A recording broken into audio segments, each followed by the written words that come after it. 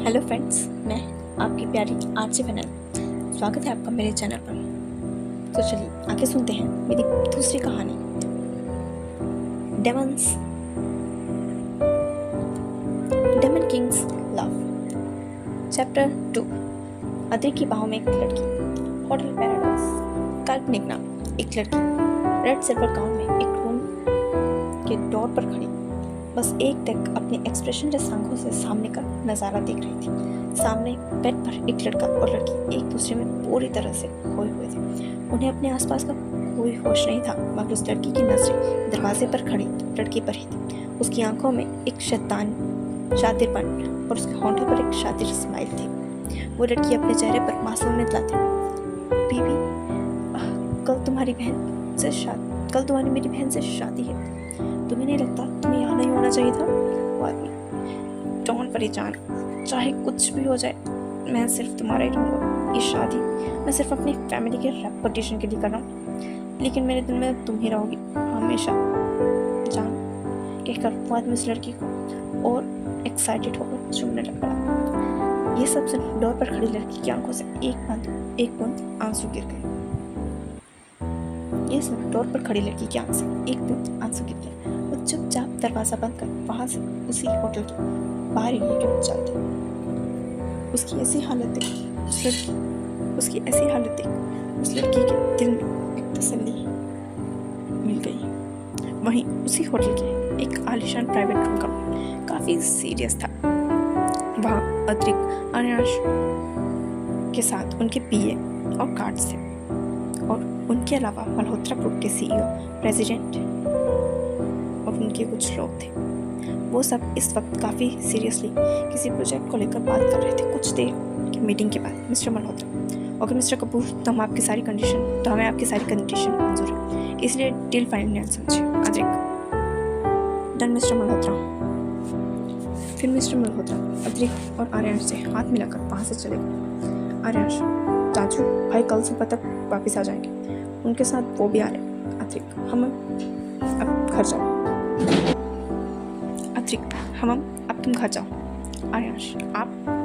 अदृक, tonight I will stay here. Aryansh, okay, तो कल मैं उनको डायरेक्ट यहीं ले आऊँगा। कहकर आर्य वहाँ से चला गया। अदृक वहाँ से निकल अपने प्रेसिडेंशियल प्राइवेट रूम की ओर चल दिया। कुछ देर बालकनी में जा ड्रिंक करने के बाद अदृक शावर लेने चल दिया। वहीं वो लड़की जो बार में गई थी, उसने इस वक्त बहुत ज़्यादा ड्रिंक कर ली थी और वो अपने लड़खड़ाते कदमों से आगे बढ़ रही थी। वो जाकर एक बैंक लगे और कार्ड स्वाइप करने लगी, मगर ये रूम उसका नहीं था, इसीलिए कार्ड स्वाइप करने के बाद भी कोई फ़ायदा नहीं हुआ। लेकिन उस स्टोर का रूम ऑलरेडी खुला था, इसीलिए वो वैसे ही नशे की हालत में रूम में आ गई और सीधे वॉशरूम में चली गई। उसका ध्यान इस वक्त अपने आसपास नहीं था। वो वॉशरूम में जाकर शावर के नीचे खड़ी हुई और उसने अपने गाउन की जिप खोल दी, जिस वजह से उसका गाउन एक झटके में उसकी बॉडी से फिसल कर जमीन पर गिर गया। उसने अंदर कुछ नहीं पहना था, वो इस वक्त बिल्कुल नेक्ड थी, मगर उसे होश नहीं था कि कोई काफ़ी देर से उसके पीछे खड़े एक टक उसे ही घूर रहे हैं। ये कोई और नहीं अदृक था, जो शावर लेकर बाथरूम में डोर के पास खड़ा था। वो लड़की अदृक के रूम में ही आई थी। अदृक को पहले बहुत गुस्सा आया, लेकिन उसके बाथरूम में किसी लड़की को देखकर अपने बाथरूम में किसी लड़की को देखकर, मगर उसे देख वो समझ गया कि ये नशे में है।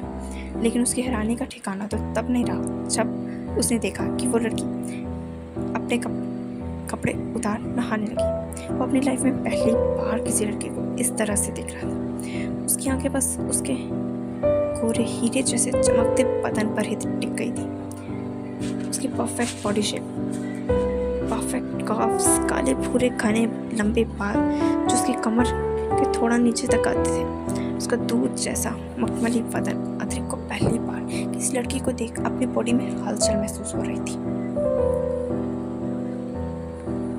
वो लड़की नहाते नहाते अदृक की ओर पलट गई। जब अदृक ने देखा तो उसे अपना गला सूखते हुए महसूस हुआ। उसकी नज़र तो बस उसके गोरे खूबसूरत चेहरे पर ही टिक गई। उसकी फीकी बल्कि गुलाबी सुराहीदार गर्दन वो सच में बहुत खूबसूरत लग रही थी। उसके होंठ शायद वाइन के नशे की वजह से और भी गुलाबी हो चुके थे। उसका चेहरा भी नशे के कारण लाल था। वो बहुत खूबसूरत लग रही थी। अतरिक अपनी नीली आंखों से एकटक उसे ही देख रहा था। नशे में होने के कारण उस लड़की ने अपनी नजरें नहीं उठाई, जिस वजह से वो अतरिक को नहीं देख पाई। उसने शावर बंद किया और एक टॉवल उठा अपने ऊपर लपेट लिया। जैसे वो जाने को आगे बढ़ी, उसकी नजर अतरिक पर गई और उसकी आंखें हैरानी से बड़ी बड़ी हो गई। उसकी लाइट ब्राउन आइज बहुत प्यारी थी। वो अपनी लड़खड़ाती हुई जबान में बोली, आप कौन हो और यहाँ मेरे बाथरूम में क्यों? कब से? अभी वो इतना ही कह पाई थी कि अतरिक ने उसकी कमर को पकड़ उसे अपने करीब खींच लिया। उसके भीगे बाल उसके शरीर से चिपक चुके थे। उसकी बॉडी हल्की गुलाबी थी। बात लेने की वजह से उसकी बॉडी पर अभी भी पानी की कुछ बूंदें मौजूद थी। अतरिक उसे अपने इंटेंस नजरों से देख रहा था। अतरिक नीचे झुककर उसके कान के नजदीक अपने होंठ लगा। Relax baby, first of all ये मेरा रूम है और ये मेरा बाथरूम है and I am here from the starting of today's show. उसकी बात सुन उस लड़की की आंखें हैरानी, गुस्से और शर्म के मिले जुले भावों से बड़ी बड़ी हो गई। अब चाहिए ना यहाँ से, और हमें भी छोड़िए। क्या कर वो लड़की उसे अपने नन्हे हाथों से दूर करने लगी, मगर भला वो ऐसा कैसे कर पाती? आगे relax and I am not going anywhere from now onwards. You are only mine, so quiet and let me do what I want.